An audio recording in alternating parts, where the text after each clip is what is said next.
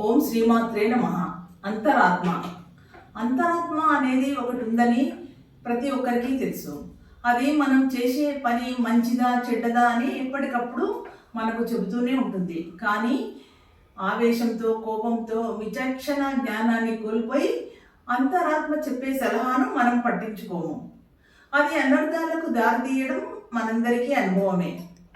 అంతరాత్మ నిలదీస్తున్నప్పుడు పశ్చాత్తాపంతో సిగ్గుతో తలదించుకుంటాము, కానీ దానిని ఎవరితో పంచుకోవడానికి ఇష్టపడము.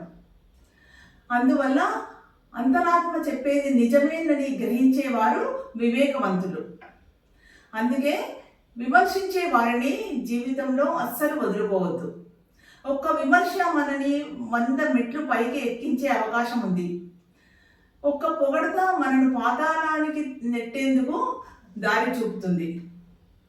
అందుకే పొగడతలు కాదు, విమర్శించే వారే నిజమైన వారిని గుర్తించాలి.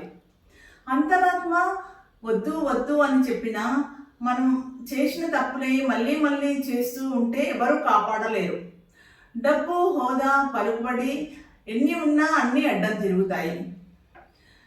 తప్పు తప్పే, పాపం పాపమే, పండి తీరుతుంది, అనుభవించి తీరాల్సిందే.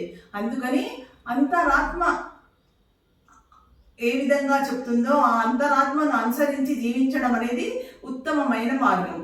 ఈ వీడియో మీకు నచ్చితే ఓం శ్రీమాత్రే నమః అని కామెంట్ చేయండి.